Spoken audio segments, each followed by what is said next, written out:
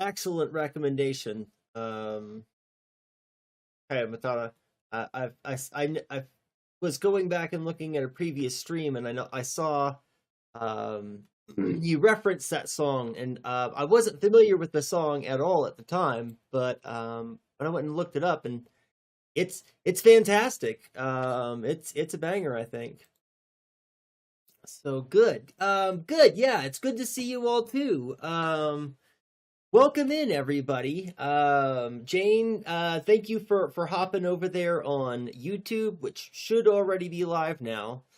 Let's go ahead and get rid of our starting soon. It's great to see you. I hope you're doing well. Kayamatara was right behind them. Street Cat Love actually was right behind them. Kayamatara was over here on Twitch. And then we've also got an Overrider in. It's good to see you all. I hope you're doing well. I am doing good. But busy as usual. It's been a week.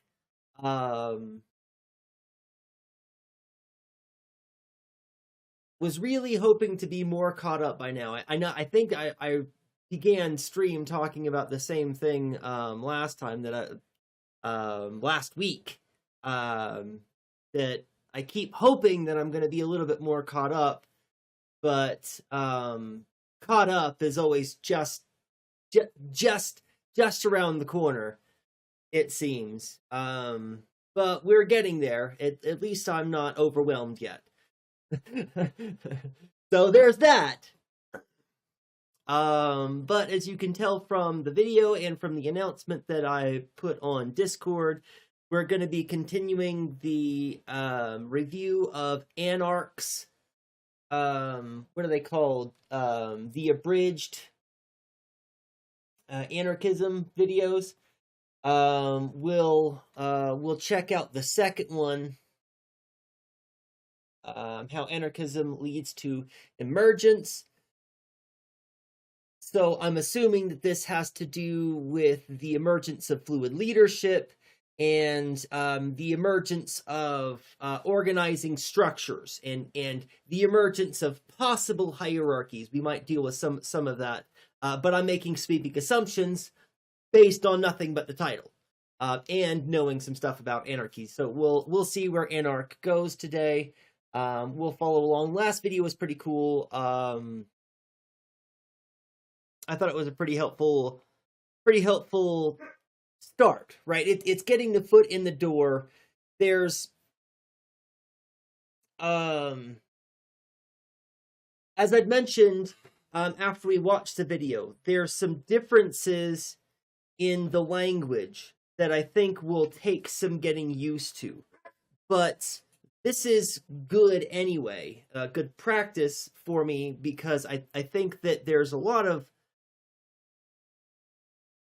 there's quite a bit of language that I use quite regularly that I probably am using too narrowly. And an example, actually, before we hop into the video, while I've got everybody's attention,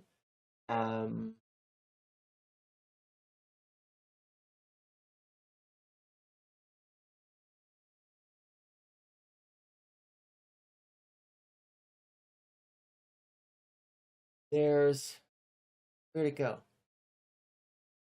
I spent a whole bunch of time before stream looking at it and thinking about it and rereading it and rereading it. Yeah, okay, here we go. Good. It's already up. Fantastic. To the full screen. Kai Matara, I think that first I should say I'm still having problems with the language difference. This is what made me think about this. My narrow thinking of language.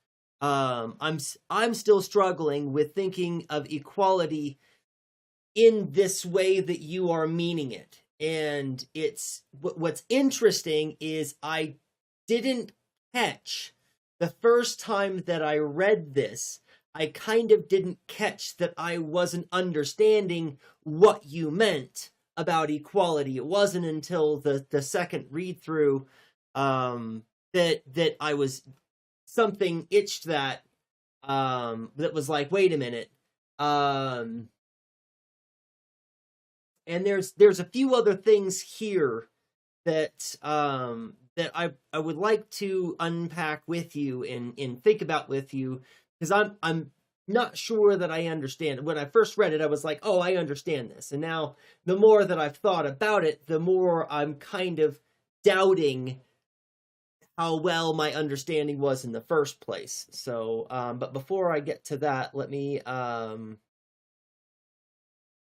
gotcha. Writing my next article. To your view.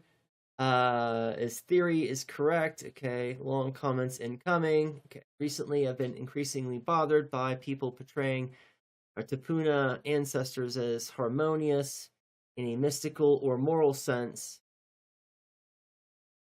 Never had a clear way to explain why that felt wrong until I realized that my own belief that my ancestors didn't need theory was mistaken. Of course, right, I get that we seem more harmonious and advanced without contemporary theory because theory and praxis were interwoven into one. Right. Okay. Capitalist modernity, by contrast, advanced by specializing, but that specialization also alienated thinking from doing. Knowing the world, making things, living together were integrated, and the intellectual and the manual were not divided into distinct classes or roles. I think I read this wrong.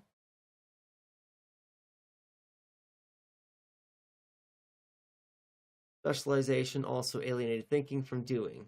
Knowing the world, making things, and living together were integrated into the intellectual and the manual. Integrated into the okay. Right, okay. Knowing the world, making things, and living together were integrated into the intellectual. And the manual were not divided into distinct classes or roles. Now I'm following you. That we call what we call theory was embedded in ritual, craft, storytelling, kinship, cosmology, as lived and enacted forms of thought. Yes, okay, I gotcha. Wasn't an intellectual class producing theory as an abstract discipline. There wouldn't need to be anything like that. Thought was immanent in life. The best example of this comes to mind is the star compass that our Tapuna would use to navigate the Pacific. Embodiment of non-alienated knowledge. Theory and practice are intertwined. Te Kapuna, no, Te Kapentu, very star compass. Okay. The K is a sound, correct?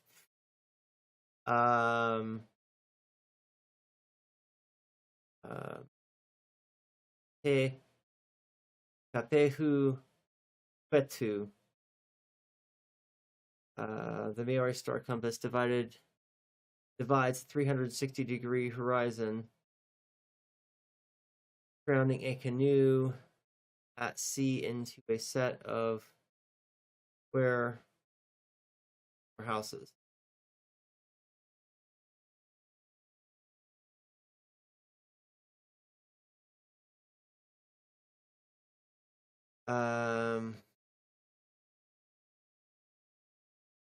Square is aligned with the rising and setting points. I'm going to come back and reread that because I didn't quite get it all, but sun, moon, and stars.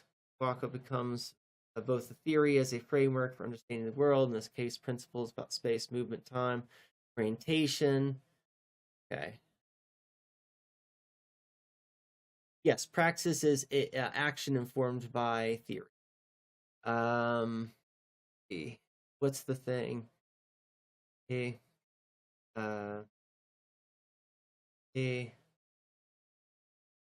who but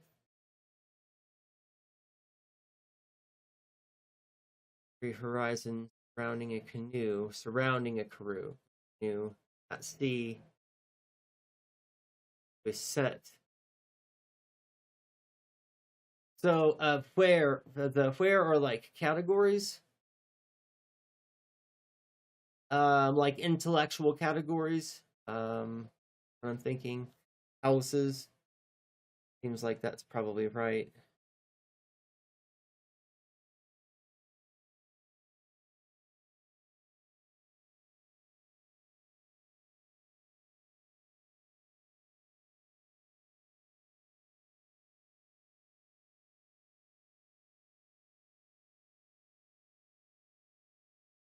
Good.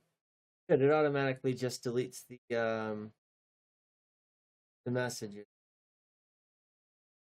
All right, cool. So, yeah, no, feedback. If I'm gonna offer feedback on this, thinking about.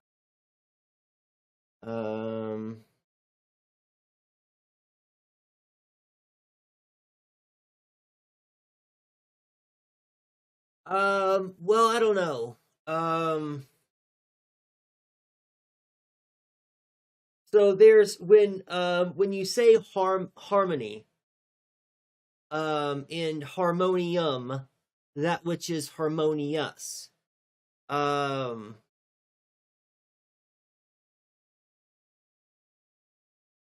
do you think of that term?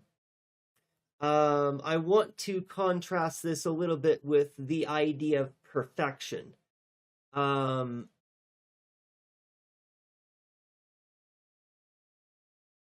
So there's a prevailing idea of perfection or around perfection, and that is that that something has no flaws, right? Without error, and this is usually what the concept means. God, quote unquote, is perfect, right? And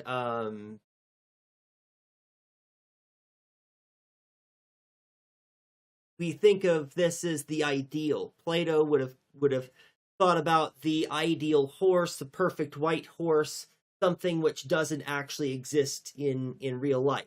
And that's when we think about harmonious or perfect in this kind of way.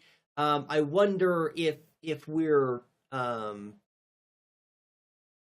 aligning with that idea, or what I like to contrast is that I think that humans are perfect, and this is a good example of a different way of thinking about perfect and perfection, in that humans are beautiful in their flaws, and the way that we are flawed can really complement each other in magical ways that that is ineffable. And so there's when it, there's a kind of perfect that's not something that is without flaws. There is a kind of perfect that is the right fit, and that fit might include flaws or imperfections, but those flaws and imperfections complement the mosaic, right? And so we would think of this, because there's more.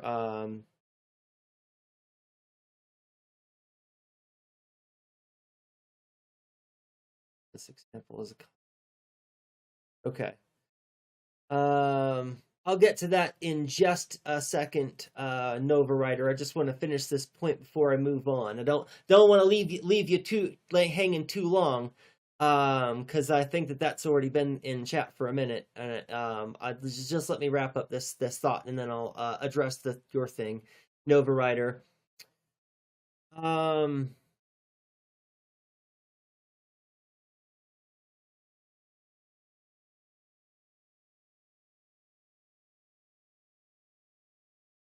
But but that might be maybe touching on what you were thinking about, Kaimatara, with this idea of harmonious. That the word harmonious doesn't sit right with you, and that what I would like to ask is it what is your conception of harmonious? What do you mean by harmonious in the first place, and the way that how this relationship is thought of, how is that discordant with that?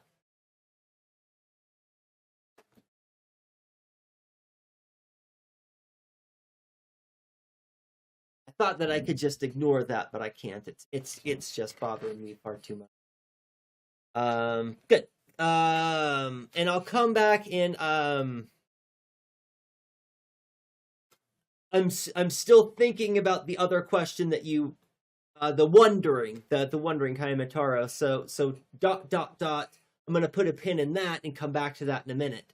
If the U.S. government continues to withhold parts of Jeffrey Epstein's client and contact list from the public, is it ethically or politically justifiable for citizens to suspect or publicly question whether powerful figures, such as former President Donald Trump, were complicit in Epstein's crime? At what point does the public accountability for potential abuse of power outweigh the moral and legal duty to avoid defamation and respect the presumption of innocence?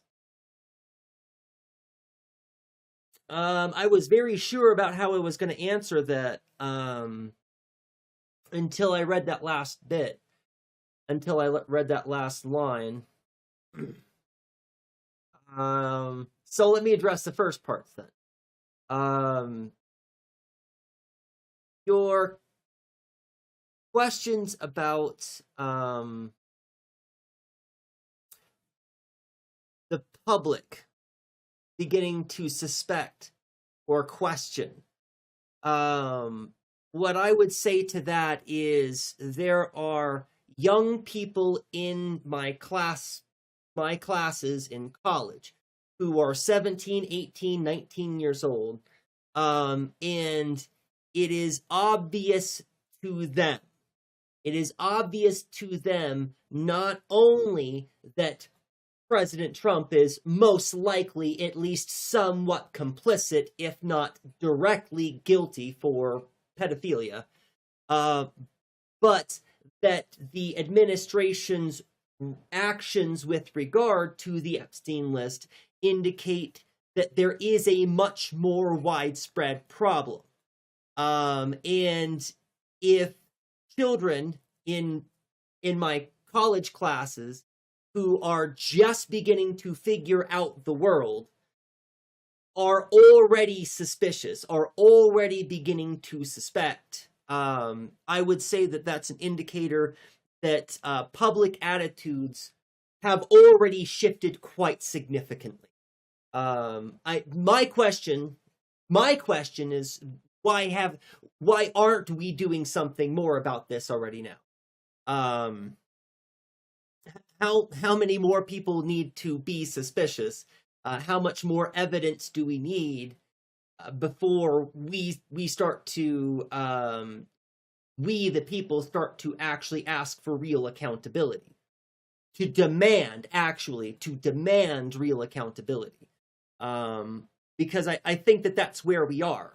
The powers that be and the people who are in control of the levers of government and how things are, our legislative branch and our executive branch and our judicial branch, it's clear that they have no interest in pursuing this further, in really actually getting to the bottom of this. And that should wake all of the rest of us up that it's well past time for us to demand accountability.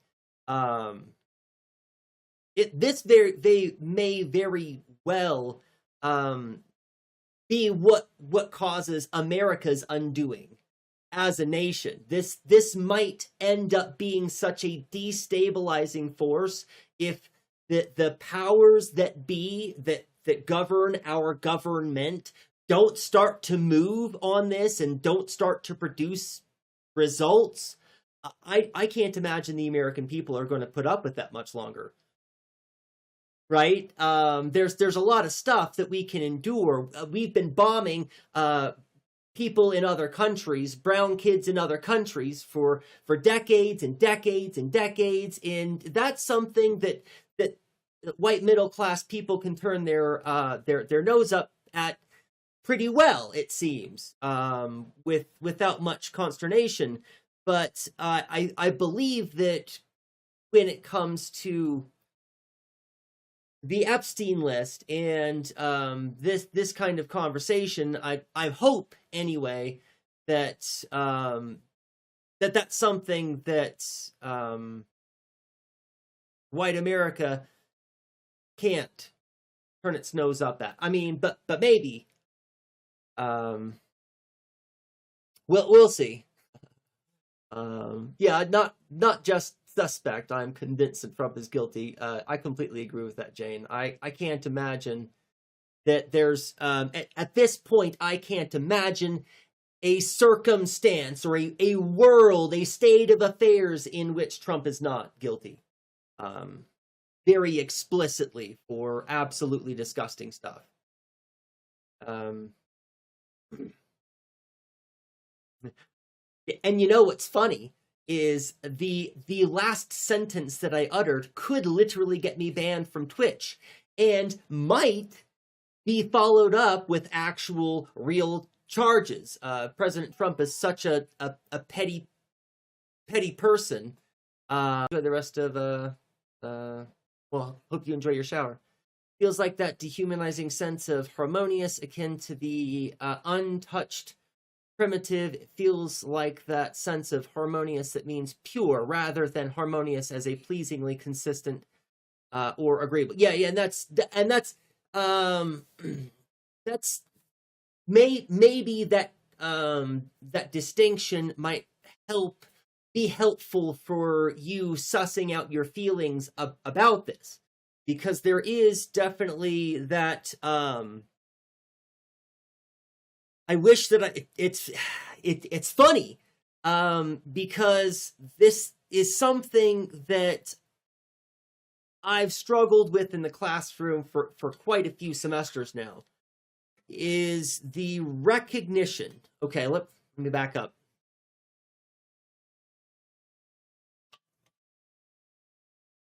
So this week, right? Last week. Last week, we were talking about we had finished up race and racism and moving into feminism. And in that transition, the very first thing that we talk about is tokenism. That I think works as a really good way to bookend the end of the racism discussion and then follow into the feminism discussion. Tokenism works pretty well.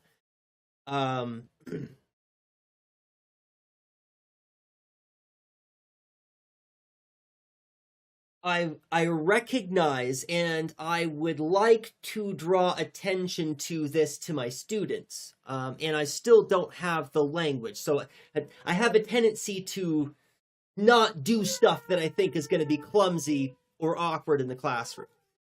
But hold on, my dogs are howling and it's hard for me to concentrate on anything with that noise. I just have to wait for them to finish.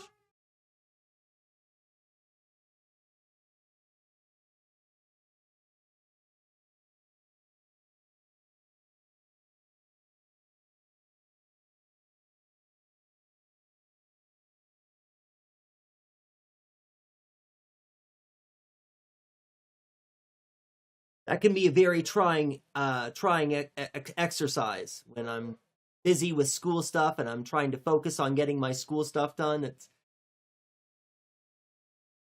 okay. So, in my class, we were talking about stuff, uh, racism to feminism, tokenism as the bookend. Okay, cool.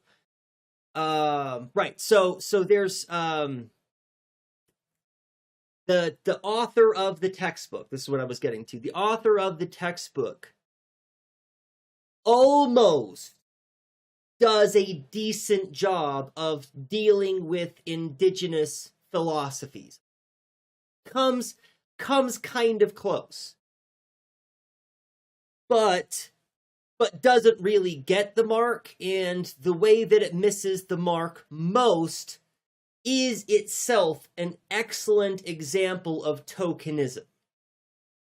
In that, rather than there being any content in the ethics textbook which speaks to indigenous ways of life and indigenous ethical issues that affect those people and how those people deal with them in ways that can be helpful lessons to the student, right? That's what that inclusion should be, right? Quote unquote. I think.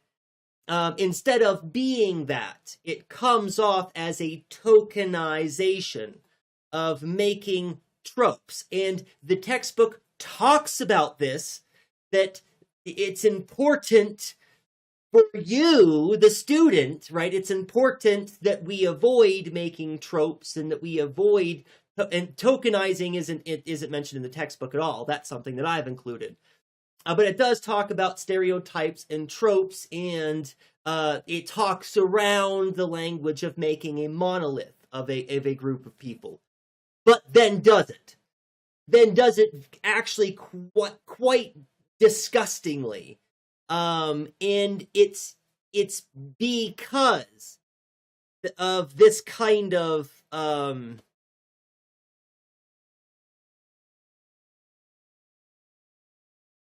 it's not quite romanticized, right? But well, okay, it's not that it is romanticized. The after effect is as though it has been romanticized, and it's not been romanticized. What it is a completely it is a totally incomplete account. It is an account which chooses to highlight a few of the best, right, quote unquote, the most valuable from a Western framework, right from the Western colonial way of thinking. It looks at the indigenous philosophies and extracts out what it values the most, and then puts those ideals up on a pedestal without any fucking context. Without any of the background, without any of the life knowledge that accompanies the lessons. And so my solution has mostly been, with regard to this specifically, is to have my students read a small section out of the textbook, probably about 10 or 12 paragraphs rather than the whole chapter. And then I give them indigenous philosophers to read. I use Rebecca Tsotsi, and the other one is Daniel Wildcat, I think. Because I also have Tribal Crit Theory, who is not Daniel Wildcat. That's a different author. But that's a different thing. I've also got another indigenous work, but that's on harm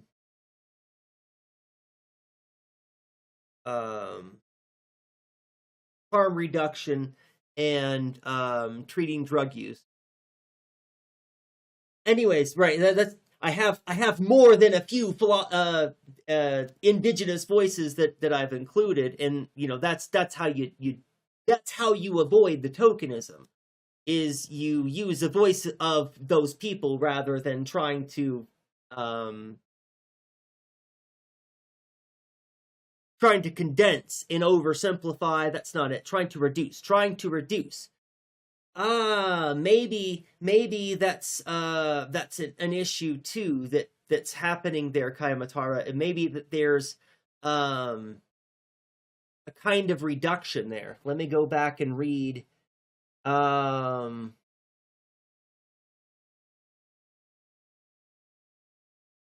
Artupuna as harmonious in a mythical or moral sense. Explain. Didn't need theory was mistaken.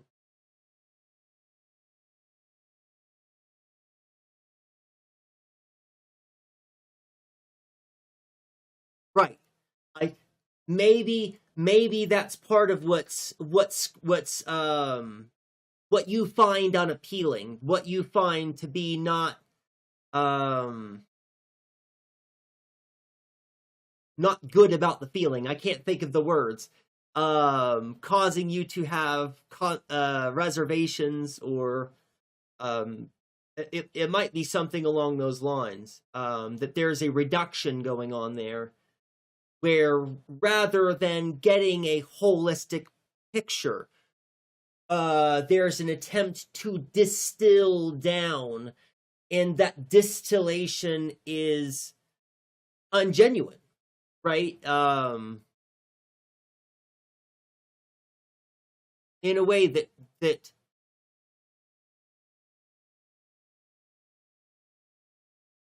tokenizes doesn't fit right there, but valorizes or romanticizes, maybe. No, that sounds good. And I think that's going to be a good article. Speaking of your other articles, it occurred to me that I had meant to talk about the other one, Liberal Democracies Enabling Genocide is Not a Bug, It's a Feature. That's one that has been sitting on my to read list, and the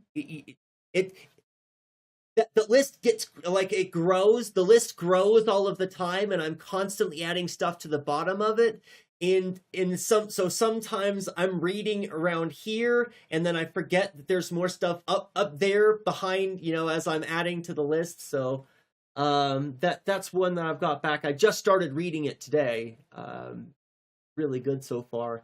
And I was going to try and breeze through it, but there's a lot more there that I want to really focus in and think hard about. So I'm not going to breeze through it. But I didn't get to ask you about this. I wanted, really not ask, but I wanted to throw out that I believe that I still don't entirely understand. Not that I don't understand. It's that I'm not grasping. It's not. There's an aspect of equality that you are using that sometimes I am missing. And I understand that quality, that the idea that you're talking about intellectually, I understand it. But I think twice now I've had pushback with some of the things that you've said, and it's been about equality. And I understand the lingual distinction, the difference, and I'm still in the process of reconciling my limited habit of understanding that word. There we go. It took me a while to get that out, but where I'm mostly doing meditation and self-reflection and critique about my own activities in upholding alienation and capitalist modernity. That sounds really fascinating. That sounds really interesting. And it's remember, I was just talking about this on the last stream, that in the beginning of Anarch's video, they take the time to talk about how the differences between anarchism as a theory and their perspective as an anarchist believing in the anarchist practices, and that there's lots of overlap, of course, but there's distinction to be made there. And I think that there's still a lot of my own understanding that I don't understand well enough because I haven't gone through and done a critical evaluation like what you're describing there. I think that's going to be pretty cool. You know what? We'll do that later. I just had an idea for shifting some stuff around on my scene selector, but we're not going to deal with that now. And I still do want to move my camera. Like, let me just vent for a minute. Let me just because right now this is where my brain is. I can't even take the time to think about whether or not I liked the camera position in the previous, in that one time that I changed the camera. I've thought about it and I've watched the video, and right now I have so many things on my plate. And I'm just so, every day I'm still so busy with all of the stuff that I have to get done that I just can't think about stuff like that. So it's just, I thought yesterday I was going to have the opportunity to get caught up on stuff, but wouldn't you know it, something came up and I had to spend all morning doing something else other than getting caught up on my school stuff. So instead, I'm still not caught up on all my school stuff, but I'm caught up enough that I can be here.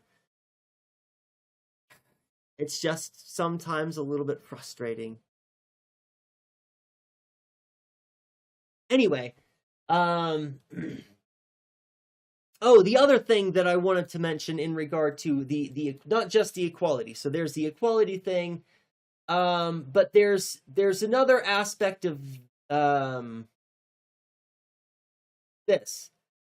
There's another aspect of this that I believe I'm not getting. That I believe I don't understand. And I wanted to point this out. Right. Remember when I talked about the parts having no part? I think that you're talking about where the parts can't deviate from the role that they've been given.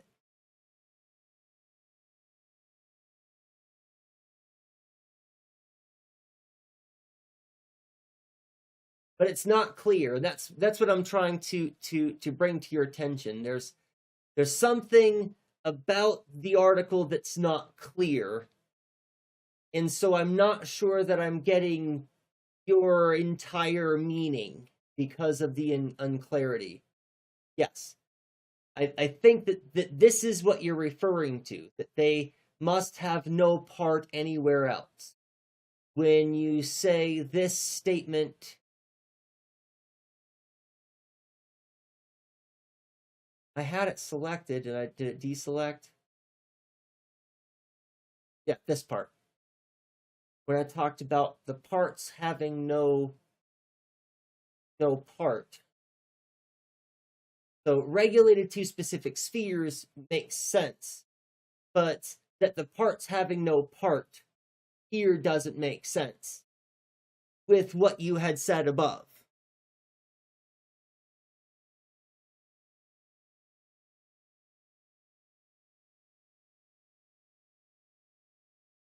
I need to just put notes on it so I don't have to keep scrolling and scrolling and scrolling. You're right. They must have no part anywhere else.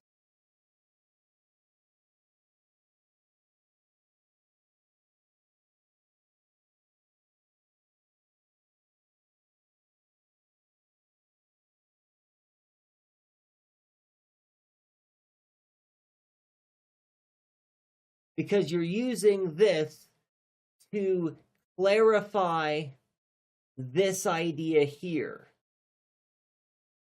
Or rather, the clarifications that you are making here are specifically in regard to this.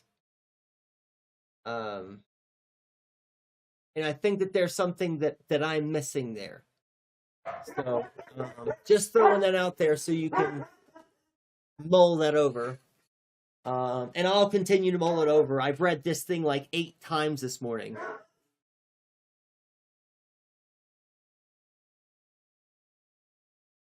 Relegated to certain spheres. And that's what I thought that you were talking about. Well,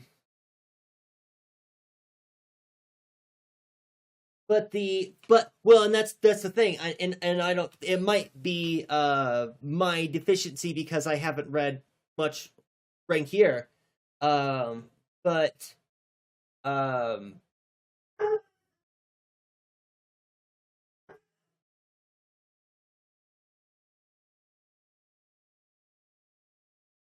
because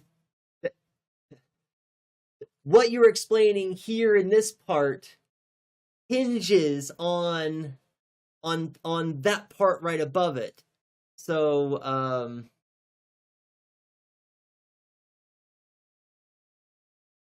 anyway, so let's get to the video. So we can get through this again. This is also going to be another short stream. I say as I've already streamed for almost an hour before I even get the video started. But I probably will not stream for very long. I'm going to get through the video, however long that takes.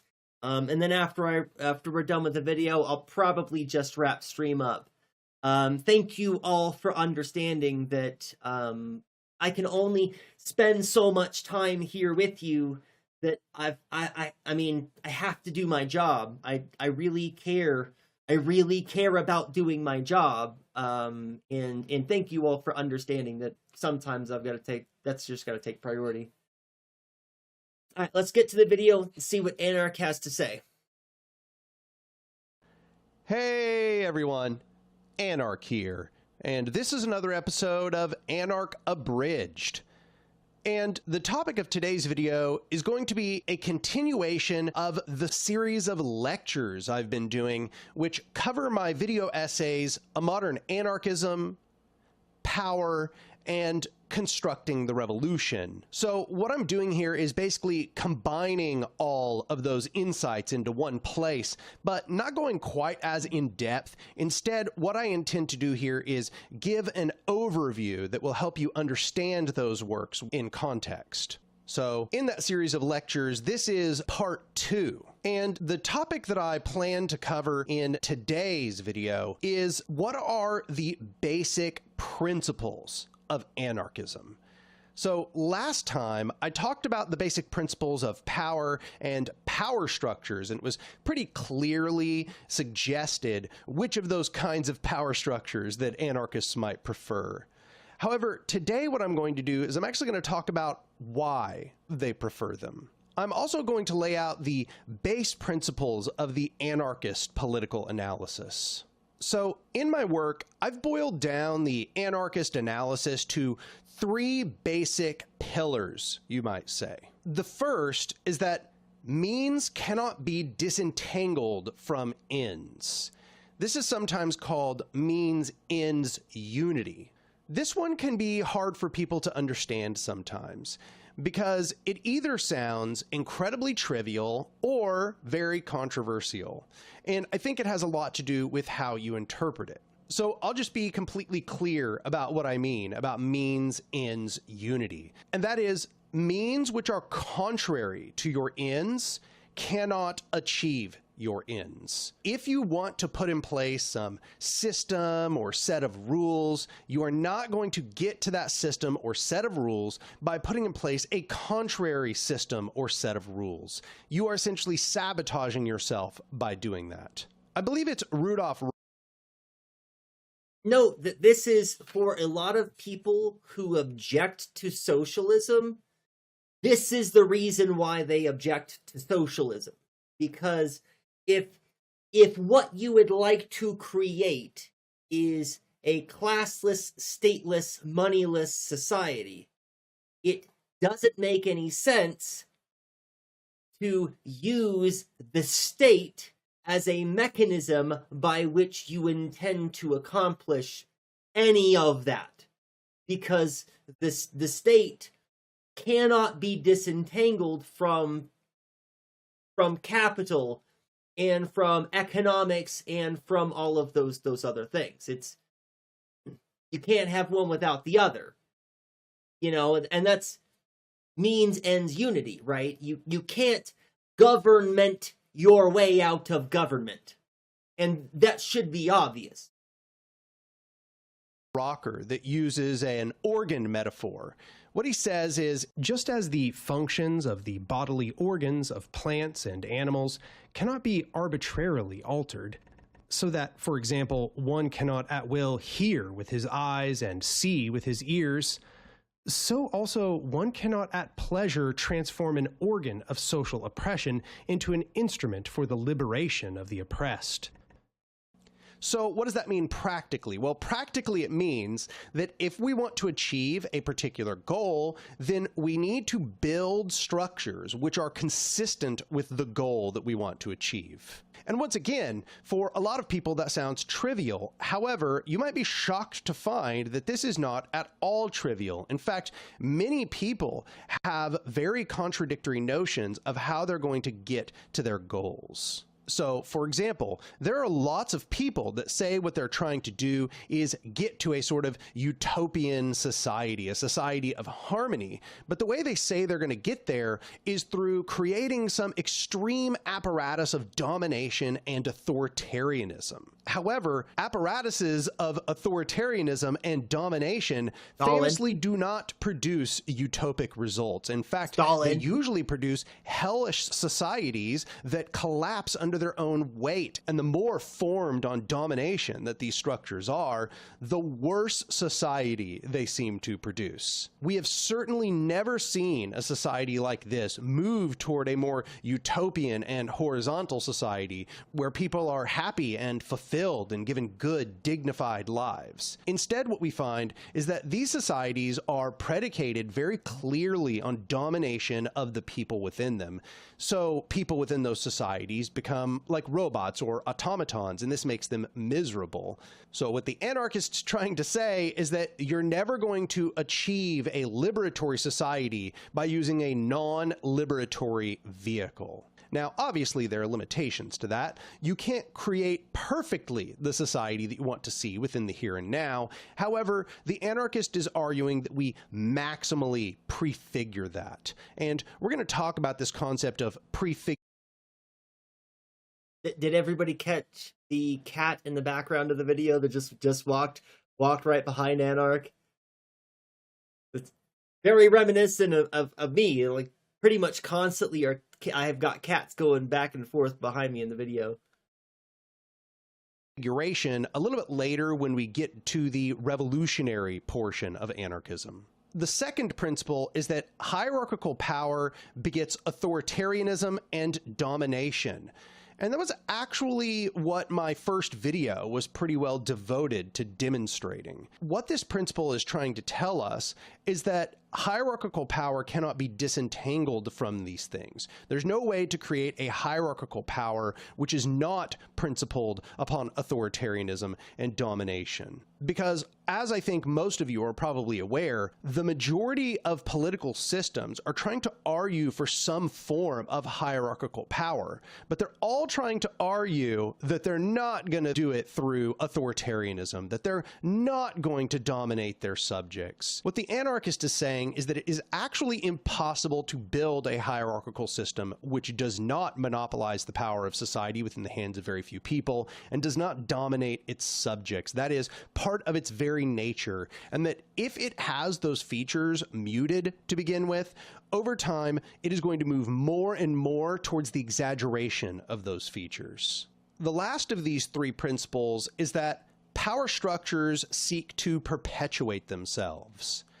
So you can see that all three of these kind of imply one another, but they offer a unique piece to the puzzle. And this one is just meant to point out that power structures are systems, and all systems actually seek to perpetuate themselves. They seek to perpetuate themselves both in time and in space.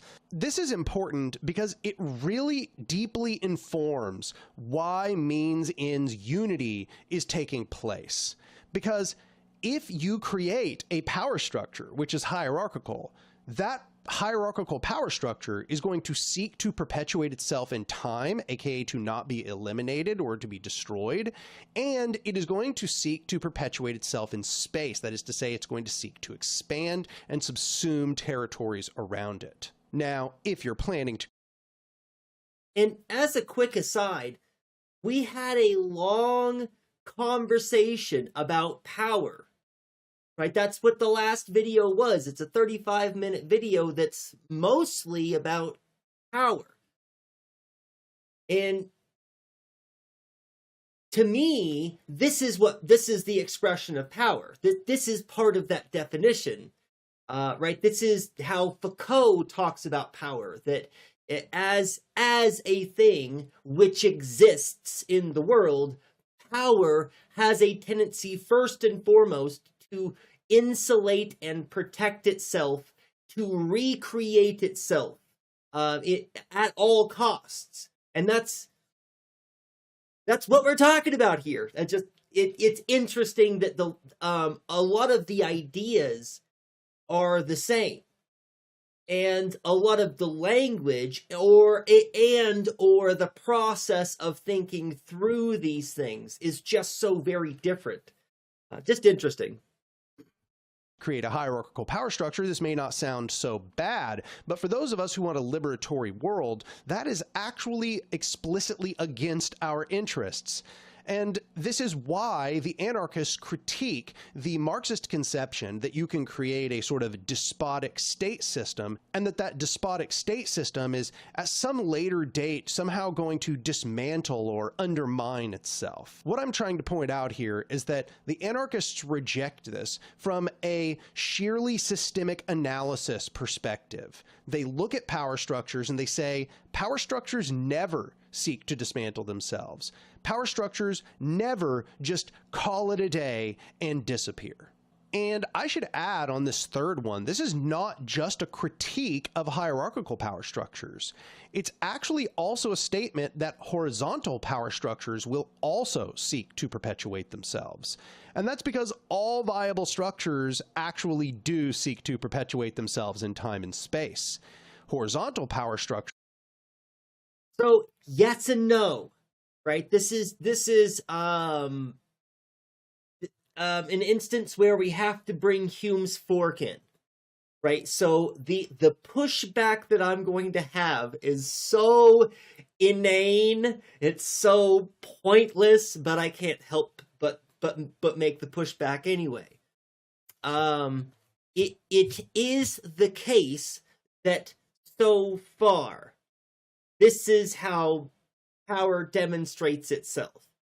But then if we poke this with Hume's fork, what we find out is this is just another inductive assertion that has the same kind of philosophical validity as that the sun will rise tomorrow. We can expect that the sun will rise tomorrow, sure, but we really don't have that guarantee. This is one of those things where we can't say concretely, we can't say with certainty that this is a necessary relationship. And what I mean by this is when it comes to identity of the things that we're talking about, right? We've talked about identity and the necessary characteristics, the necessary attributes that an identity must have that makes it its identity, as distinct from other things which are similar but different. But yes, Yes, exactly. Not just reasonable to suspect, Jane, almost certain. And that's why I was saying the pushback that I'm offering is really pretty silly in a lot of ways. This is one of those things where we can't make this metaphysical claim as an absolute certainty. But I also don't fault anybody for using this language to say that that's basically what power structures are going to do. You can always expect them to do that because that's what they've always done, right? There's a better way to have put words to this, but that's just me splitting hairs, right? It doesn't really matter. The concern that I've brought up is purely semantic. That at the end of the day, it is perfectly reasonable for us to expect that power structures are going to operate this way. I can't help myself sometimes. I just have to get that split hairing out of the way. However, when they perpetuate themselves, it's actually in the interests of the people. It's good that they perpetuate themselves because as they do so, we are empowered. So I just want to clarify that when I say these are the three pillars of anarchism, I am saying that these are universals to all forms of anarchism. All anarchists believe those three things. In fact, if you look at anarchist literature, it largely amounts to looking at the interplay of those three factors, even though they're never really explicitly stated within anarchist texts. They are always implicitly part of the anarchist analysis. But I start with those sort of three universal interests of the people. It's good that they perpetuate just a critique of hierarchical power structures. One of those realizations where I'm reading and as I'm reading, I'm realizing that I can't pay attention to the video at all, and that I'm missing something important. I really can't do both. That's why communist states allowed bourgeoisie in their ranks. You cannot have a state that exists universally. The state seeks to perpetuate itself, so as a communist one, it must not be universally communist, right? At least at first, right? It would have to be not universally communist at first. The same reason capitalist states allow socialist reforms, because universality causes collapse. Right, that actually, was that I was, the necessity of, it must have been one of your articles that I was reading that I'm thinking about, that the necessity of including an other in your organizing so that you have an other to other. I think that was something you were talking about in one of the other videos. Oh, I didn't see that there was more stuff going on over here. Hello, folks. First time here. I'm very happy you stumbled across this channel.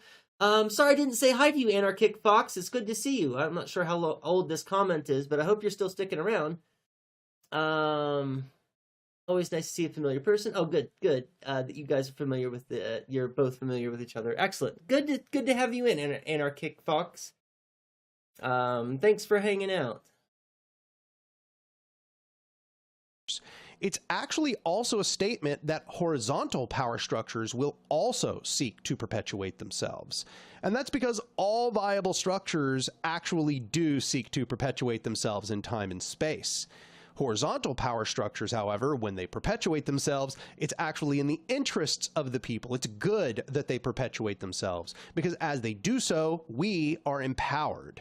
So I just want to clarify that when I say these are the three pillars of anarchism, I am saying that these are universals to all forms of anarchism. All anarchists believe those three things. In fact, if you look at anarchist literature, it largely amounts to looking at the interplay of those three factors, even though they're never really explicitly stated within anarchist texts. They are always implicitly part of the anarchist analysis. But I start with those sort of three universals because I also intend to get now into specifics. Because even though I contend that all anarchists agree to these three principles, it is not the case that all anarchists therefore draw all the same conclusions. In fact, there are significant differences about how these three principles are applied in practice. So, if we were to try to take a zoological approach to anarchism, we might just try to list every single tendency in anarchism. However, what I'm trying to do is really just understand the broadest categories so we can understand what it is that those categories actually advocate. And what we see is that there is a split between what are called the social anarchists and the individualist or egoist anarchists. Now, this split is somewhat controversial. Some people just claim it does not exist. However, historically, it just factually does exist. These two groupings have even been at odds with one another in a organization. I really love that. Like, some people argue that this doesn't exist, but also it literally did.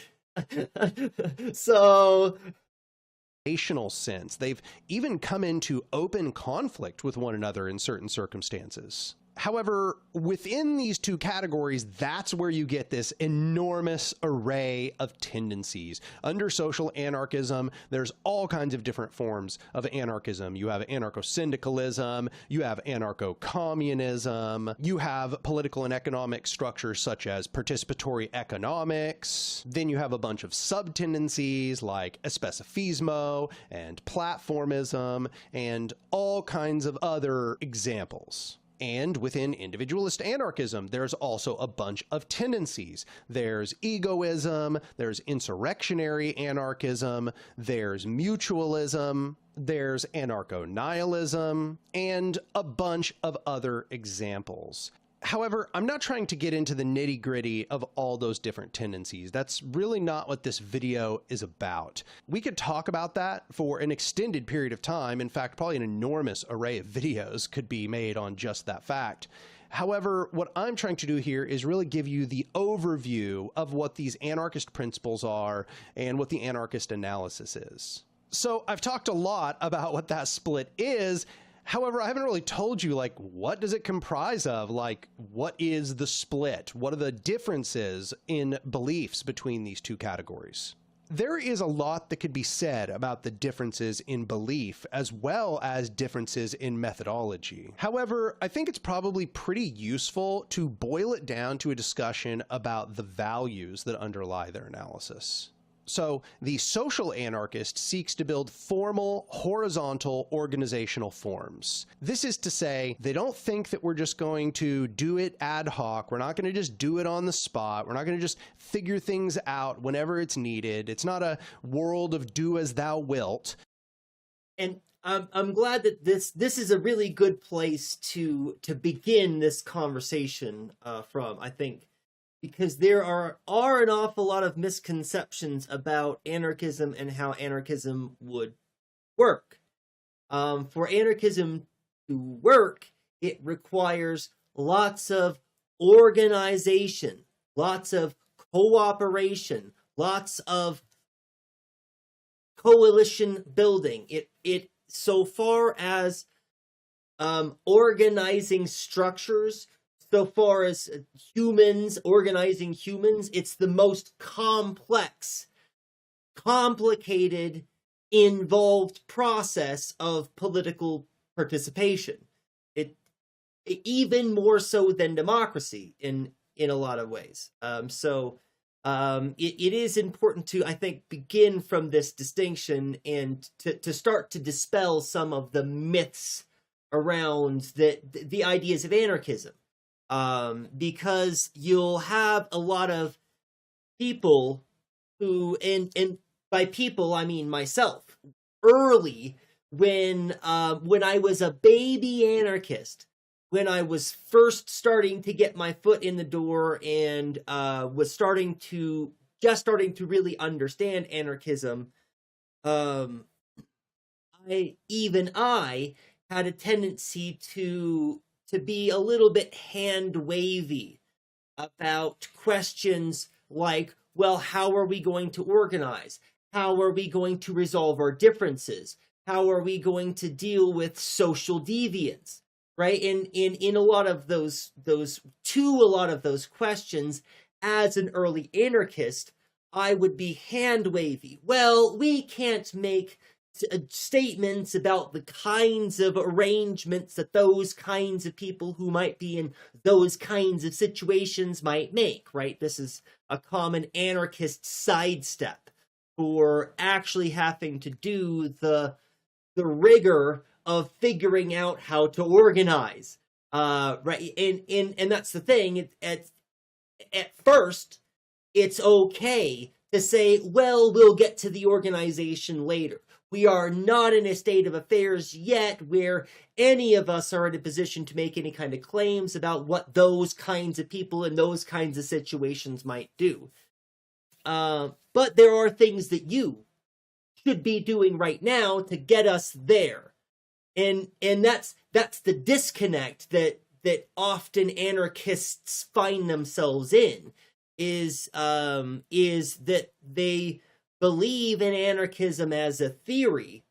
They in that contrasted way that we talked about climate change, right? The kind of person who entertains the idea that climate change is correct because they're familiar with some of the science and they understand that they don't have the wherewithal to contend with it, as opposed to somebody who actually believes that climate change is real, such that it changes their life and their carbon footprint and their responsibilities as a participant in this world that they should care about, right? That's the kind of disconnect that anarchism itself has, is this massive rift between people who mostly sit around poking holes in other people's ideas. It's the action of talking, right? But it's not even entertaining real practical thought in the marketplace of ideas. It's simply naysaying, and that's another reason why I often don't hang out in anarchist spaces, is because in anarchist spaces, there tends to be a lot of naysaying by a lot of naysayers who have never done the thing that they are naysaying about, right? And as somebody who is a doer, there's a disconnect there. Don't critique the doer's doing if you've never done the doing. Unless you have engaged in that doing, shut up. Step aside and let them do their praxis. There's not enough praxis, period. Yeah, no, absolutely. It's just it's almost non-existent in a lot of those spaces. It reminds me of the ML misinformation. The anarchists or communizers want to have revolution magically appear and happen right now without a process. Right. Yes, that's another good example of this same kind of disconnect. Absolutely, Kaimatara. But they either deliberately or accidentally misunderstand, immediately abolishing the commodities of the state. If I am immediately putting on my shoes, they don't magically appear on my feet, right? There's still a process. Slipping them on, tie them, but the process of putting on my shoes is no less immediate, right?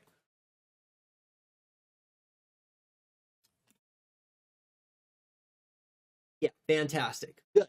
Absolutely excellent, everybody. We're all on the same page, which I love. We need to create consistent structures which allow us to coordinate together at various scales. The social anarchist views these formal organizations as being the negation of hierarchical power structures. And as we empower these horizontal power structures, we empower ourselves. The social anarchist believes that both the collective and the individual are important, that they're in feedback with one another, that the individual cannot be considered important without their interaction with the collective, and that the collective is nothing but a combination of individuals. This leads the social anarchist to supporting three very key values. These values are freedom, solidarity, and equality. So let's talk about each of those values separately. This first value, freedom, is about real actualizable action. That is to say, it is the range and extent of power for individuals. And the social anarchist believes that one can really not have freedom, therefore, unless they are embedded in a collective endeavor. They know themselves and they expand their range of possible actions through their interaction with the community, through their interaction with the rest of society. This is to say, they're not seeking a negative freedom. Freedom for the anarchist is not about not being imposed upon, because if you take that to its maximum extent, you end up just living in a hut in the middle of the woods. No, the anarchist believes that freedom is something that enables, that it is something we gain in our interaction with others. You know, think about the fact that right now, I'm able to speak with you through this camera because somebody somewhere else created a camera that I can now use to speak to you.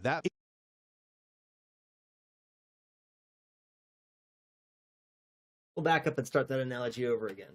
But I think that it's valuable here to point out that distinction that is almost never made anywhere about liberty, and that the difference in a positive conception of liberty and a negative conception of liberty. And that's what they were talking about is if we are interested in governmental non-interference only, the farthest as that can get us is you sitting by yourself alone in a hut. Congratulations. Right, for you to have any kind of actualizable freedom, it requires plurality. It requires that you are in a world of others and that there is a dynamic relationship between you and those others. That's a necessary condition for freedom. Right, for real liberty. And that's the difference. Not having laws tell you what you can or cannot do. That doesn't have anything to do with freedom. Really, it doesn't have anything to do with liberty, really at all. Right? Whether or not you can go to school in the United States doesn't have to do with the fact that there aren't any laws prohibiting you or your class of people or your gender or your race from going to college. That's not what prevents you from going to college. That there is a huge financial burden up front to get your foot in the door in the first place. Not to mention that you have to have the financial security to not work for several hours every day throughout the week that you can dedicate to this, what is required to pass your classes, right? And there's a whole lot of stuff that has to come together for you to have the right to an education, right? Or the freedom, the liberty to actually actualize that in the real world. And if we are only concerned with negative conceptions of liberty, we guarantee no one's freedom. We can never get past, well, government non-interference. That's it. But what about the rest of us? How do the rest of us navigate the things that we would like to will in the world, in a world of other wills, right? We've got to figure that thing out without the authority of government to tell us how to figure that out. Hey, welcome in, Matt. It's good to see you. That's why the word social is in social anarchism.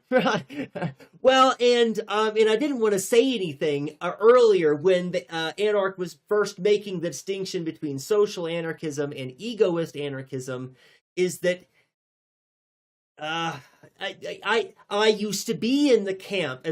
If we go back to when he was pointing out that there is this divide, some people claim that this divide doesn't exist, but historically it does. So I used to be one of the people that, not that I disagreed that it historically existed. What I would say is, well, those people don't understand anarchism and aren't real anarchists. So I was playing a semantics game rather than recognizing that there was actually an important ideological shift, and this ideological framework leads to two completely different conceptions of what freedom and anarchy look like. Oh, wow. Huh. Just an FYI, Jamtoon changed their name on this app. Now, Ghost Pepper to match YouTube. That's really cool. Ghost Pepper's a good one. That's fantastic. I did not know that, but I'll keep an eye out. I am following Jamtoon, so will Twitch automatically change the name and notify me ordinarily? It seems like I should know that. as a Twitch user, it seems like yeah, okay, awesome. Thank you. I appreciate the update. That's really awesome. Good. I bet their channel is growing, and that's fantastic. You won't see the change, that's why. Awesome. Thank you. Right, and that means that I need to also oh, no, I don't have a specific shout out for Jamtoon. The only ones that I have right now are Mitnerd, SebsDev, and Street Cat Love. I haven't used Sebs in a while, but that's pretty funny. I think those are the only personalized ones that I have right now.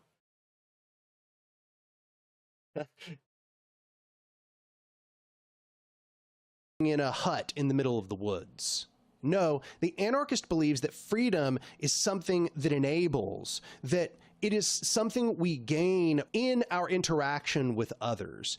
You know, think about the fact that right now I'm able to speak with you through this camera. I know that I just stopped it a second ago, but it's not just in our activity with others. I mean, that is correct, and I'm not trying to like give them a hard time for the wording, but I'm just drawing attention to the fact that there's a lot more relationship here. Actually, that it's about necessary conditions. It's about of categorical necessity. It's about creating the necessary conditions. I think I already said that. There's got to be other language that I can use to convey this, but back from hell. I just met Trump having poker Hitler and Mao Zedong and Pol Pot. That's funny. Thanks for the bits. I appreciate the bits, Nova Writer. It's always good. And welcome back from your shower. I hope you enjoyed your shower. The shout out for the unique one for Street Cat Love is just SCL, I believe.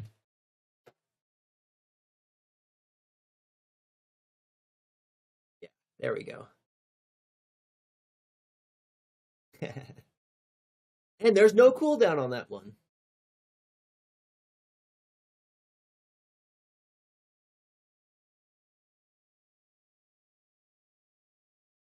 Camera because somebody somewhere else created a camera that I can now use to speak to you. That expanded my freedom of action. The anarchists are basically just saying that we are most free when we have a society which enables us to do the most kinds of things.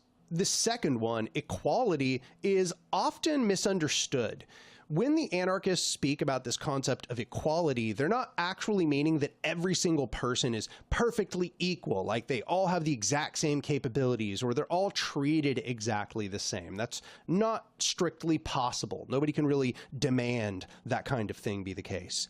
No, what they're talking about is equality of access to structural power. Everybody is able to access and interface with the horizontal power structures of society equally. Nobody can be given any more or less privilege in their ability to interact with these structures than anybody else.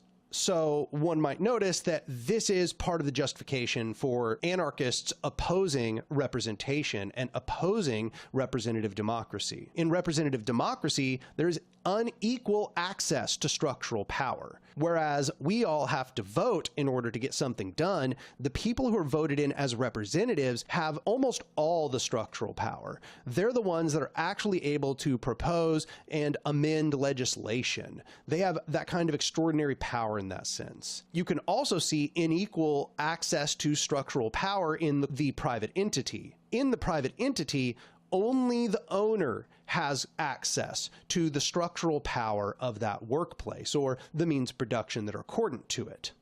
And what that means is that there is not equal access to structural power. So the anarchist also opposes this form of the corporation.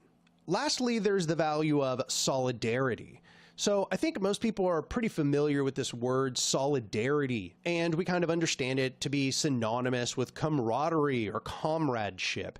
And that's actually pretty close to what's generally meant by anarchists. It actually does mean the bonds of cooperation between people, the recognition of a common struggle that transcends all boundaries. The anarchist seeks to expand this principle of solidarity to all peoples across the planet and seeks to create a solidaric society, a family of humanity that we all cooperate together with common interest. So these are the three values of social anarchists. What are the values of individualist anarchists? Well, let's start. I was trying to decide whether I wanted to go ahead and pause and make the aside here, but I think I'll go ahead and will.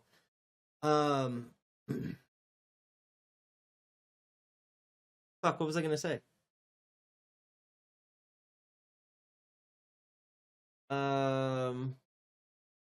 What was he wrapping up? Oh, yeah, right. So, this is again, there's a video.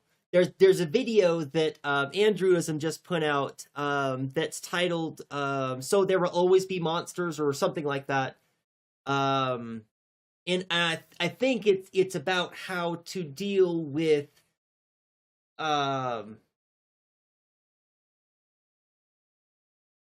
how shall we say, disruptive social attitudes in an anarchist organization,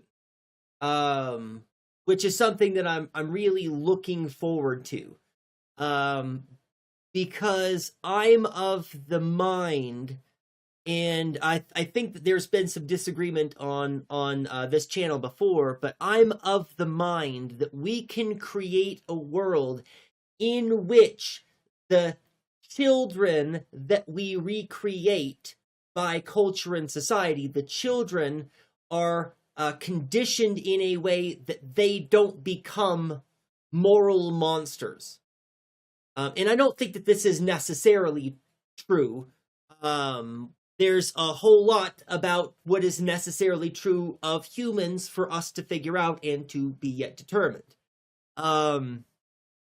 But I believe that a lot of our issues with crime and with the lack of ability for you to trust your neighbors, right? That you can trust other people, is the product of our culture and society. And if we had a different kind of society that was organized in a different way and used that organization to teach the younger generations to organize in cooperative ways, that we would have a different kind of world.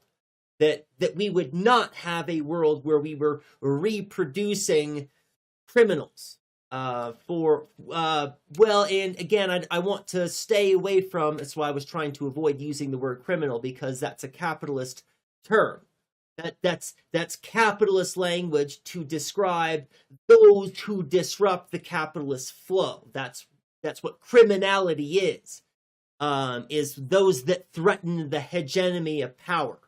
That's what is criminal, is that which threatens the hegemony of power in our culture and society.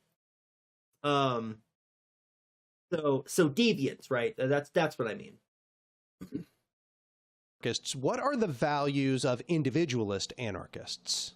Well, let's start by saying that individualist anarchists usually see any form of formal power structure as being a risk, as being something that they are afraid will recatalyze or reconcentrate power. The way they look at it is that the formal organization, it seeks to perpetuate itself over time, as we've said, and in doing so, it may perpetuate itself at the expense of the people that are both within it and possibly affected by it more broadly.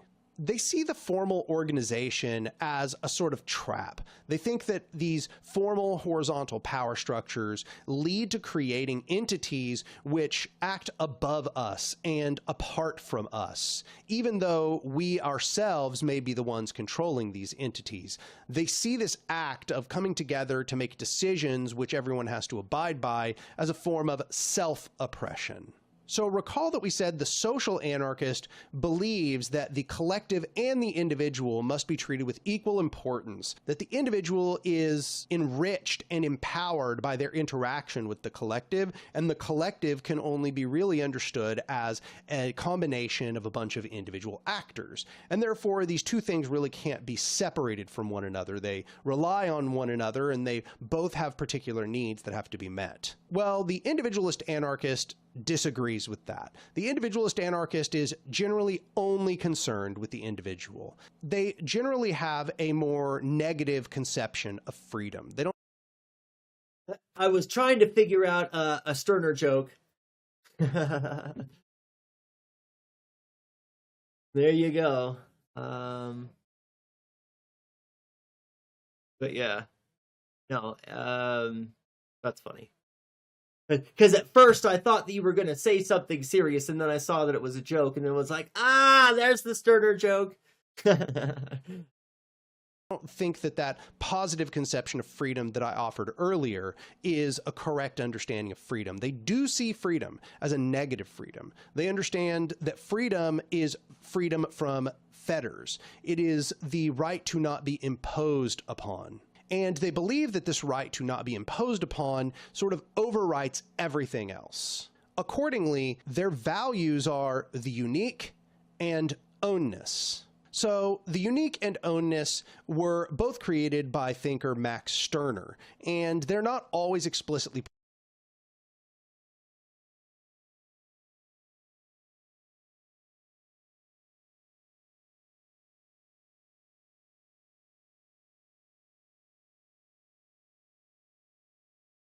yeah, no, I absolutely believe that God was the antagonist. I have a whole thing I want to say about that in a minute. But as I'm listening to this, I'm wondering if the divide between social anarchists and egoist anarchists really is a conception of freedom between negative and positive, or negative liberty and positive liberty.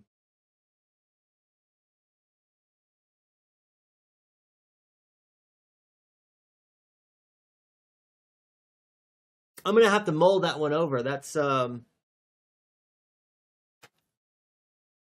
seems like it's too neat a correlation, right? But maybe. But so yes, Matt. With this, I sincerely believe Satan was the good guy in that book. Yeah,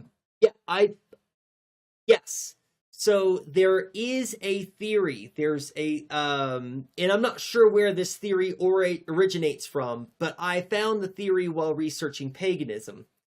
And the theory is that the world used to be ruled by many gods. And at some point, one of those gods became very jealous.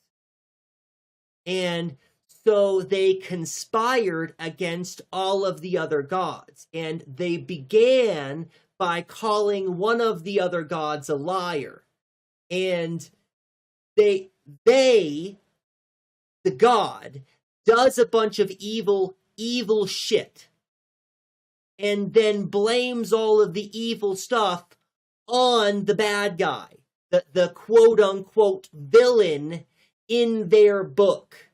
And the book, the Bible in this theory, is the book of the lies, the book of the liar, the lying God that pretends that all of the other gods that existed before the Christian God is lying about being the only one, and about Satan being the bad guy, when the Christian God is the king of lies, is the great deceiver, is the villain of the story, and has written the story in a flip around that wouldn't the king of lies write the most successful selling book?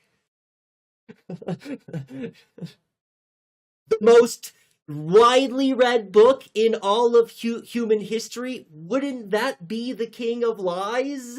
This book?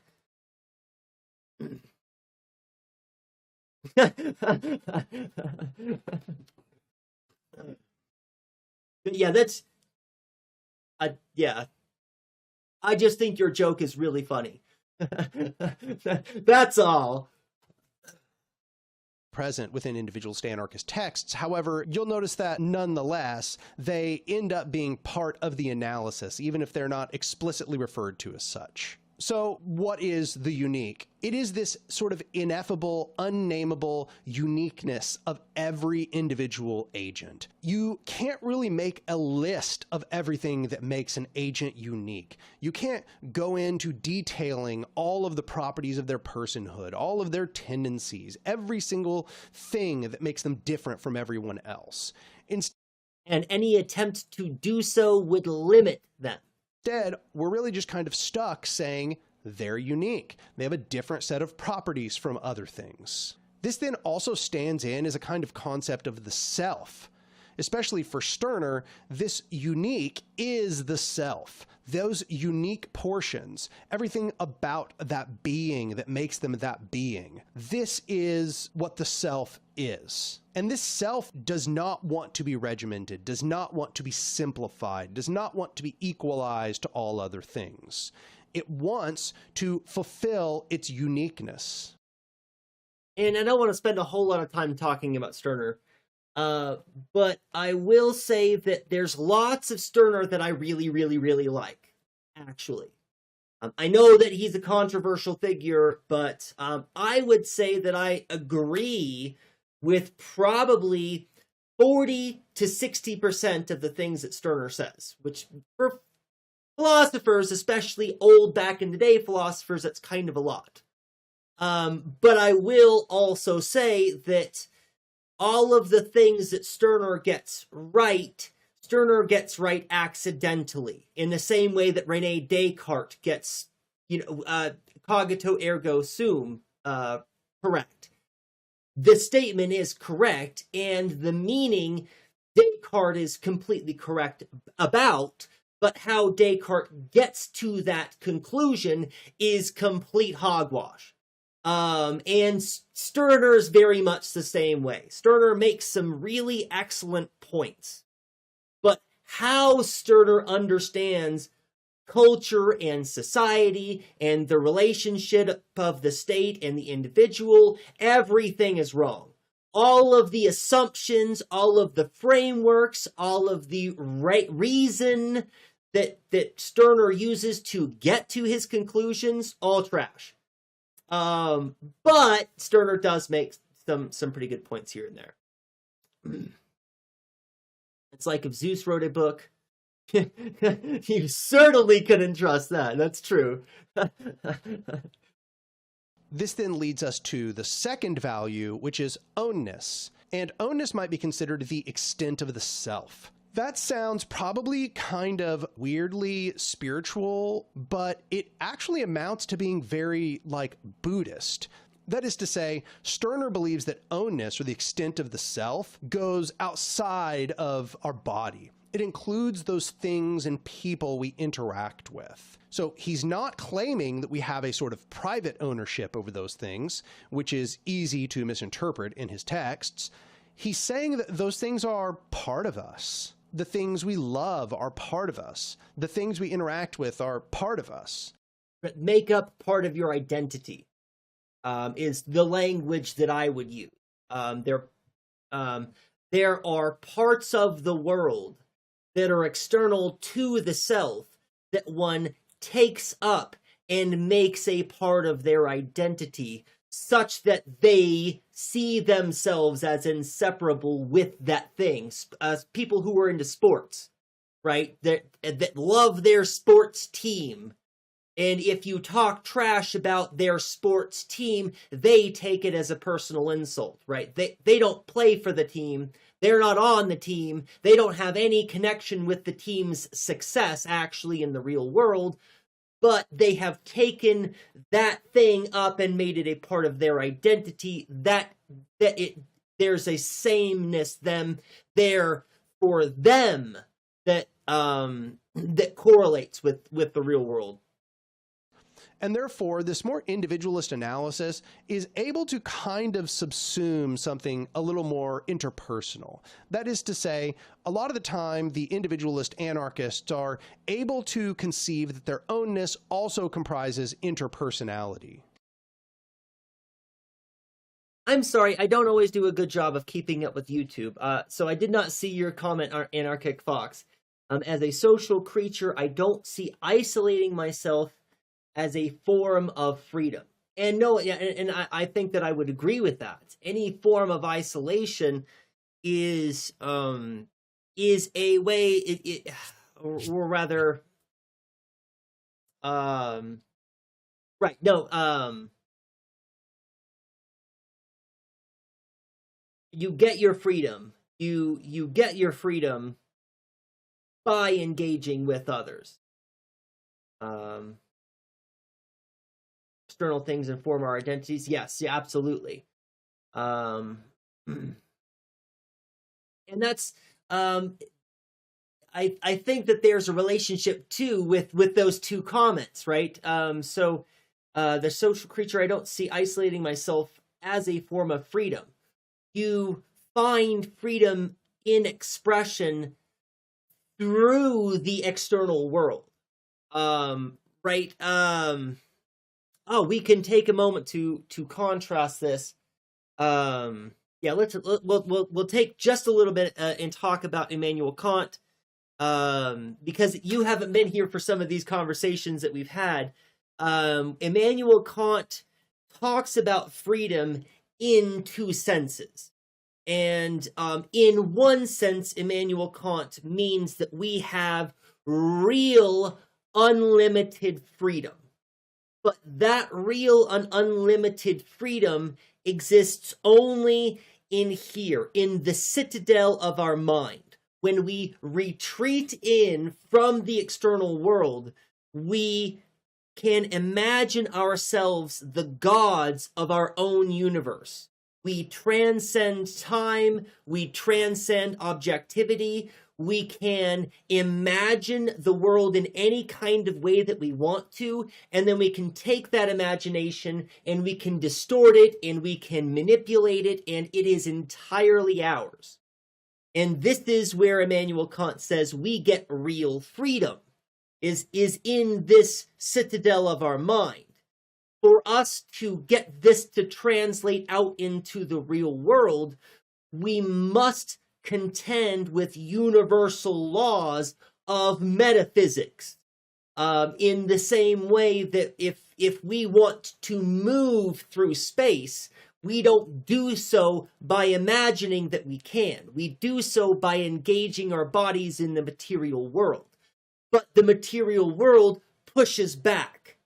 And in this way, we have to contend with the wills of others. And for us to have freedom, we have to recognize the wills of others so that we can be recognized in that same way. We gain a universal freedom through the recognition of other people's freedom and their right to exercise their will in the way that they would like to.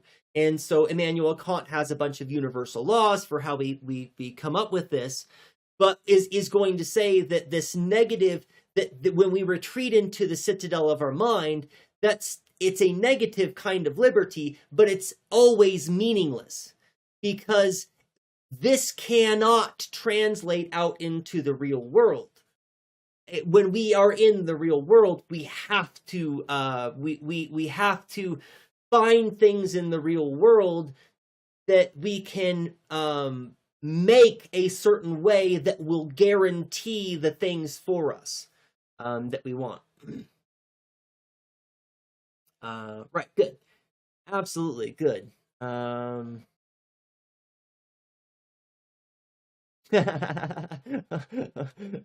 Want to be a material girl, right? I mean, you are. I mean, if you want to be. It's all it takes. So this leads a lot of individualist anarchist analysis to being about the individual and interpersonality. So I should say, for my part, of those two, I am a social anarchist. I think that what I presented as the arguments for the social anarchist are a lot more important for understanding how power works in society than those latter principles. However, in my conception, we get the most robust analysis when we just take all of those values seriously at the same time.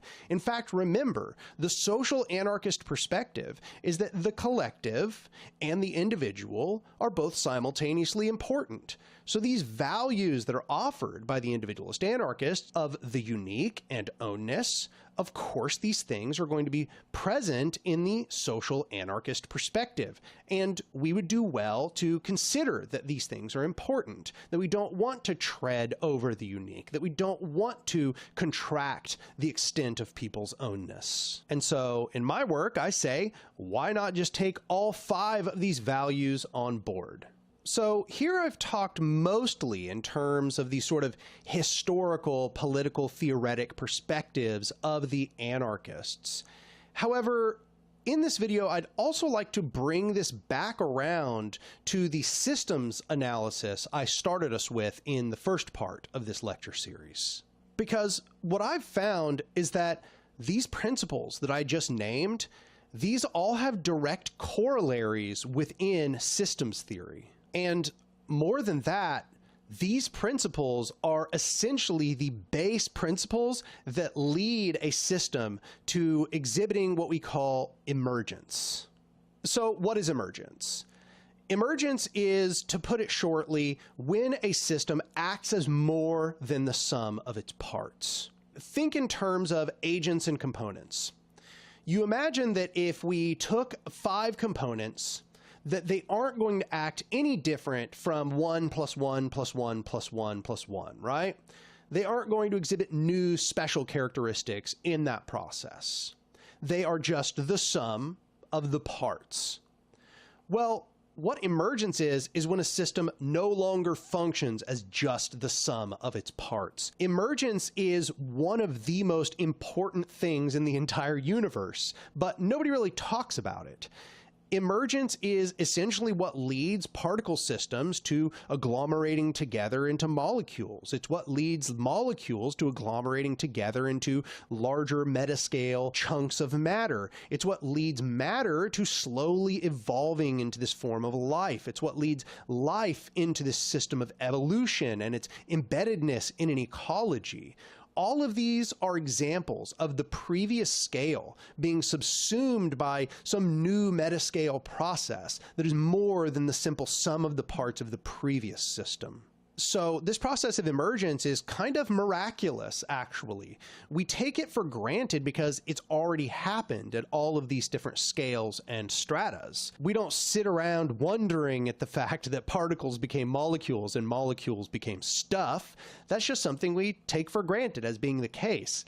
However, if we'd been watching the universe since its very beginning, we would absolutely understand the miraculous nature of those phenomena taking place.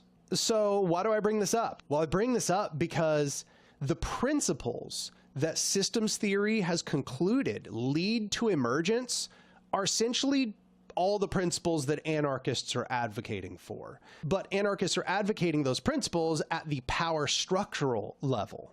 And accordingly, with all processes of emergence, it looks miraculous before it takes place, but afterwards seems commonplace. So what I lay out in A Modern Anarchism Part 2, Anarchy, is how we can now retranslate these old philosophical values in terms of a more systems orientation. These together offer a very good summary of what leads to emergence. Systems which demonstrate emergence are composed of many agents which have largely identical characteristics, but have particular variations which give them unique patterns of interaction. They develop high degrees of interrelation, such that they become coupled with enormous arrays of other agents. These bonds, however, are not so strict as to make the system inflexible, but instead create larger and larger degrees of freedom for both individual agents and the entire system. And this process expands the range of operation for each of these agents through the expansion of the coupled networks they're part of. What I just laid out is essentially all the basic characteristics that lead to emergence in any system. There are some that I didn't include there, which are also important for understanding how we need to move forward in building our power structures, but those 5 values summarize a lot of what is being said in complex systems analysis. You know, think about it. Equality of structural power, that's all of these agents, all of these components having access to a bunch of other components. And how do they do it? Well, like we say in solidarity, they have strong coupling strength with a bunch of those other components. And what does this lead to? It leads to freedom for the individual components to some degree, but also the entire collective system. All of these components have some sphere of influence they interact with, their ownness, you might say, and they all have their own unique characteristics that they contribute to the overall system. The way I view it is that anarchists were kind of intuitively stumbling onto systems analysis. And I think that's a really important thing to understand, because the anarchist analysis is often considered kind of naive or pie in the sky or utopian, but it actually accords really closely with some of the most robust understandings of how the entire universe works that we have on hand in the scientific fields. So this is why previously I've called an anarchist society or an anarchic society a horizontal society of free association controlled together by the people, both individual and collective freedom to develop our full creative capacities, constituted through equality of structural power and the eternal principle of human solidarity. The condition of existence in which humanity can determine for themselves what sort of future they wish to inhabit, free of direction by some dominator class, instead carried forth by their own motivated wills. So I should note that when I say an anarchist society or an anarchic society, I'm actually not using that synonymously with this word anarchy. So what do I mean by anarchy? Well, in my conception, what I mean by anarchy, and I should tell you that this varies very much depending on the author you're reading, but my conception of anarchy is that it is that emergent order that comes out of building this anarchistic or anarchic society. After you put all of those principles together, after you build the power structures which abide by those principles we've discussed, if that is left to its devices, if it is left to interrelate and develop new functions, over time, it becomes what I call anarchy. Another place where the anarchists are really onto something, and it's something that's also, once again, discussed in system science, is they seem to understand that it's actually really important to conceive of what order and chaos are. Now, I don't know if anarchists have historically done a great job understanding what order and chaos are, but they were intuiting that these were important concepts. So historically, a lot of anarchists used this word order to mean domination. Often order corresponded with things being held in place, stasis. By contrast, chaos just meant spontaneity, nothing necessarily being very predictable, everything just kind of taking place in this piecemeal or ad hoc fashion. This is somewhat related to what order and chaos are in science, but not exactly. So I'll just kind of explain what order and chaos are in science.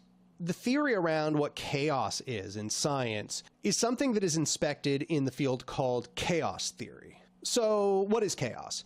Chaos is when we are not able to make good predictions about a system, okay?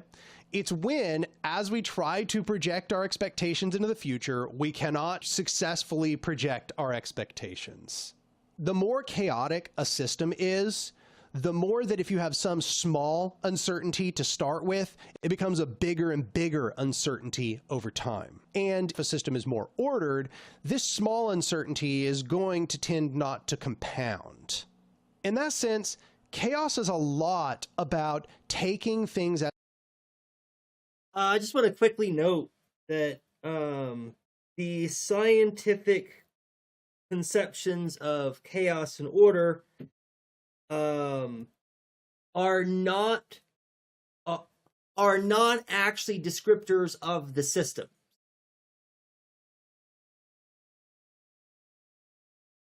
They're not actually descriptors of the systems.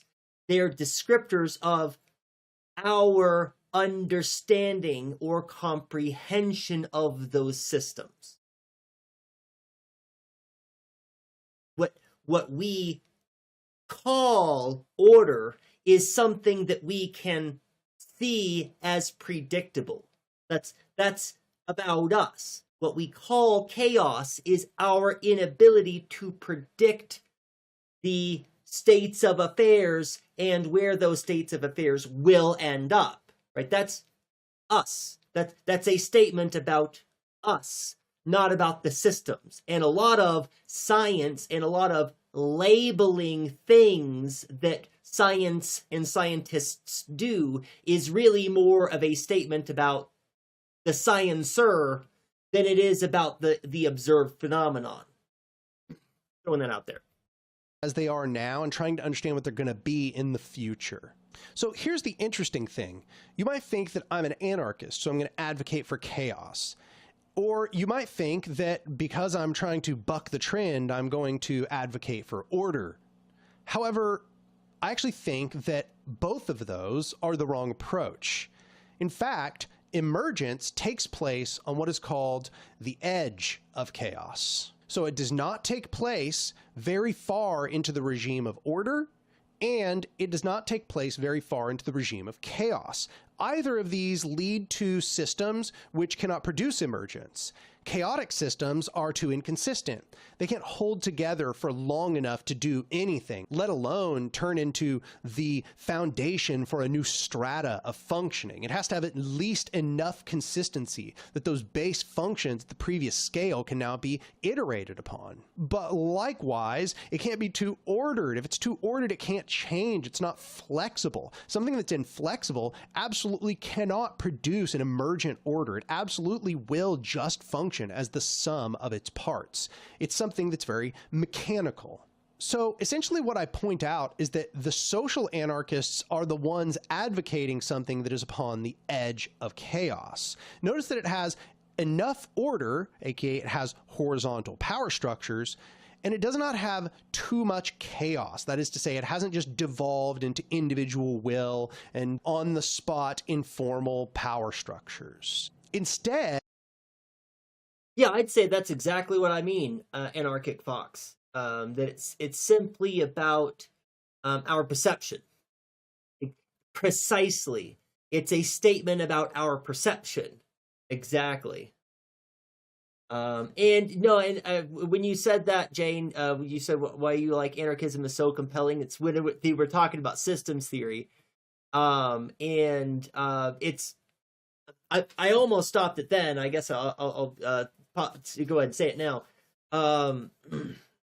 But I've read tons of literature on this relationship between systems theory and anarchism, and this is by far the best, simplest representation, the best description, explanation of that relationship. It's something that I've never been able to really express, but I don't spend much time in systems theory, so I don't know that much about it. But I've never seen a more thoroughly concise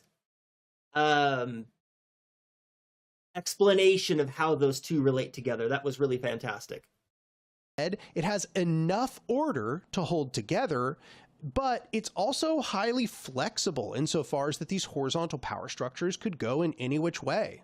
All this is to say that, as far as I can see, based on the most up-to-date systems science, social anarchism is actually giving us a recipe for political power structural emergence. And that is a really important and crucial fact, because it's the only system I've ever seen that is doing so, that is giving us this exact set of characteristics. No other political philosophy that I've ever found mixes these features in precisely the way that social anarchists do. And so what I'm trying to do in my own work is I'm trying to formalize this understanding. I'm trying to say, wow, it looks like we've really stumbled onto something very important here. Now, how do we contextualize this thing we've stumbled on? How do we understand what that means for how we organize? If this is the case, then clearly there are right and wrong ways to do things. There is then clearly going to be more consistent ways to create the sorts of power structures that are being described. So in my mind, what that means is we have a few topics left to discuss. First of all, when we take all of these principles that I've just described and we put them together, what does that suggest for the things we have to put in place in our anarchic society in order to be capable of emergence? That's probably what we're going to talk about next time.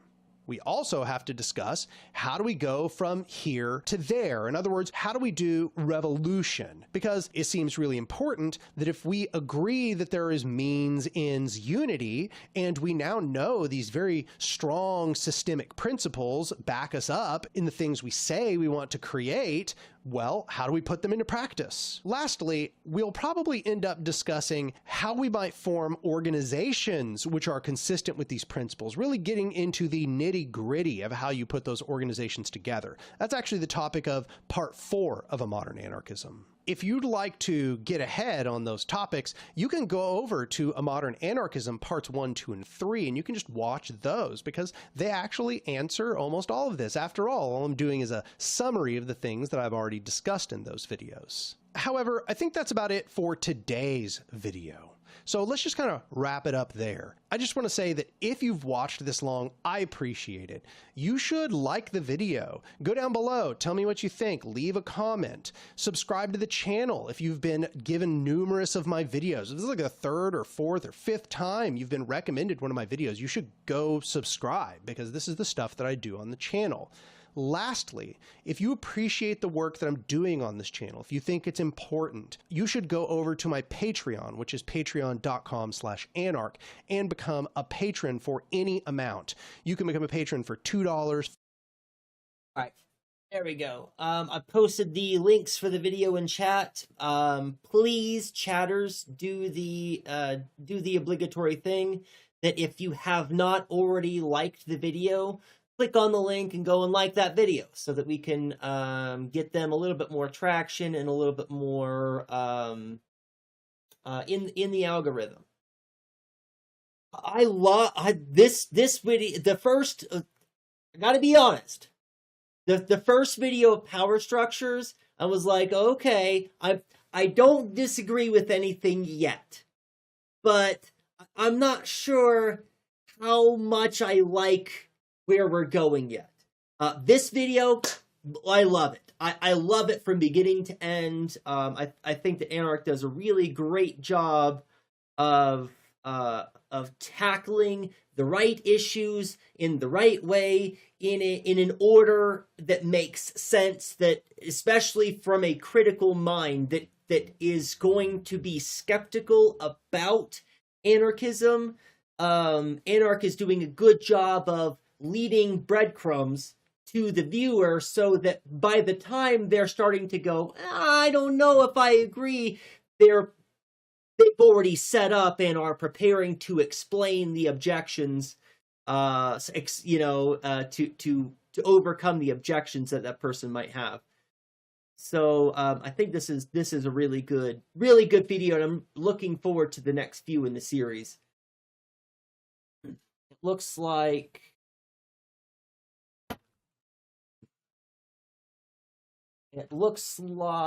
there are 6. Well, 8 in the total thing. Well, let's see. We'll watch them and see where we go. Good. Okay. As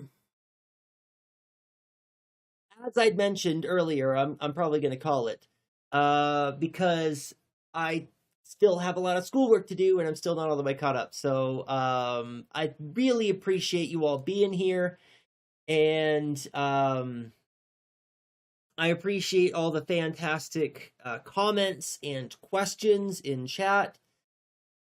We've had a good one today. I don't feel like I talked a lot about my stuff, right? I don't think I very much explained much of my ideas about stuff, but throughout this whole video, I had lots to say about the video, and I'm gonna continue to have lots of stuff to say about the video, actually. But right now, I'm looking for a raid target, which I've picked. It's been a long time since we've raided into Ray K, so let's go see them. Go see one of our comrades over here. Start the raid. There we go. Good. Good. Let's show our own kind of solidarity, right? That was one of the lessons from today. From Anarch's video, was that solidarity is important and helpful and good, and so this is a solidarity thing. Let's go raid our comrade. Absolutely, Anarchic Fox, I really appreciate you being here. Jane, I always thanks for all of your help of getting me to remember to get everything, and for helping me switch back my scenes so that you can all see the cool stuff that was in the video. You're all fantastic. I just love you so much. Matt, Kaimatara, Nova Rider. Have anybody else today? No. Good. I hope you all have a fantastic rest of your day. Please come back Wednesdays and Thursdays. I'm going to be able to, Wednesdays and Fridays. I'm going to be able to keep up the schedule for a while. I've been busy, but I've been making it work. So as long as you guys keep showing up, I'll keep showing up. Until the next time I see you all,